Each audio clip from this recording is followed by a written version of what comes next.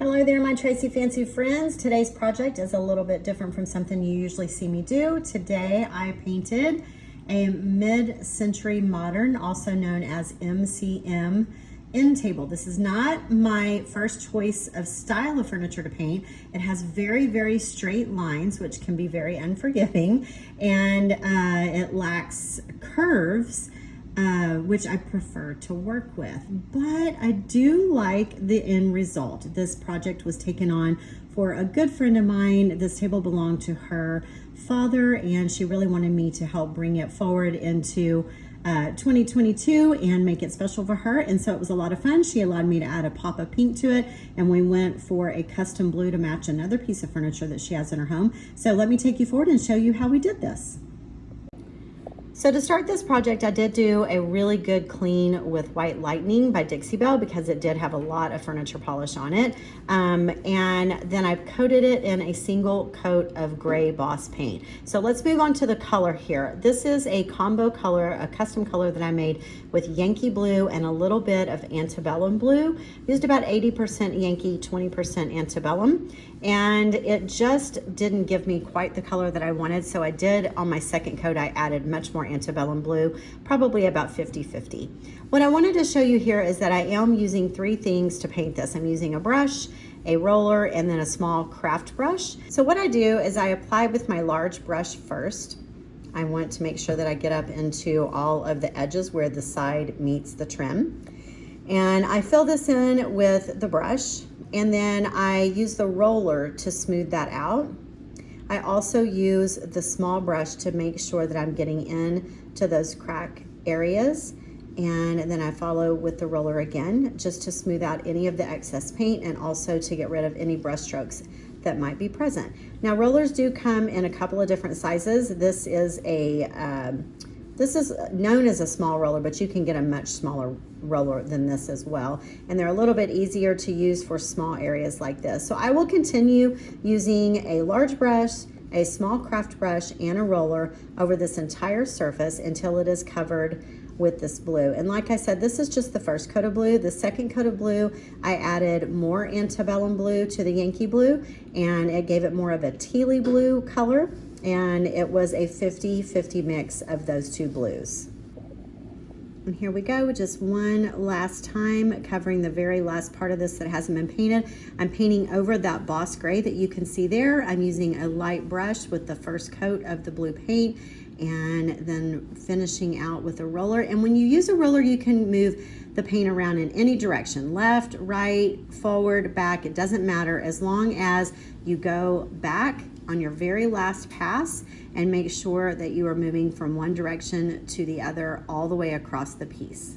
I used a combination of Peony Pink and a little bit of Plum Crazy to custom mix a pink color for the drawer front. You'll see that in just a moment. But let's move on over to the sides of the drawers right now. This is the Wonderland Floral Transfer. This is what it looks like once it's been applied, and you can see that custom color of pink there on the front of that drawer. This is super easy to do. I applied it over raw wood. It is not difficult. It sticks to raw wood perfectly. You just want to choose what part of the transfer that you want to work with, which here's the transfer. It comes in a tube just like this. You'll cut it to size. You will just stick it down on to the place where you want to put it. Here you see me peeling off the back plastic piece. I'll lay it down. It comes with a rubbing stick, and you'll just rub that in place and then peel off that last plastic sheet, and you're done. Now that this is completely finished, that small drawer right there that you see, that's the piece of furniture that she already has in her home. That is a drawer from that piece, and the color match is pretty dang good. Can you see that? I really, really am happy with the custom color.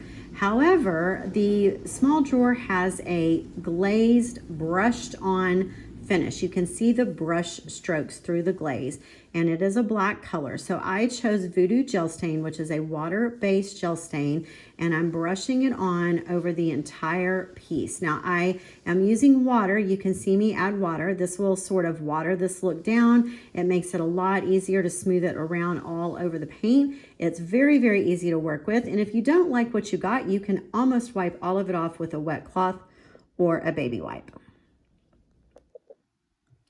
Now, I don't use this product very often. It is really easy to use, but it's not something, this is not a finish, a brushed on finish that I do very often. So I'm putting it on with a soft synthetic brush right here. And as I continue to brush it and water it down and brush it on some more, I was losing my brush stroke completely. It really needed an old world feel type, authentic, natural fiber brush. So once I got it all in place while it was still wet, I decided to use the Big Daddy brush, which you'll see here in just a minute, to sort of pull through and leave some brush stroke. So this is the Big Daddy brush here. I just start at the top and I'm dragging it through the wet black glaze. Now I know that you cannot see here what this looks like, but it does leave these brush strokes being dragged through the black paint. I did this all over the entire table until I got the finish that I was after.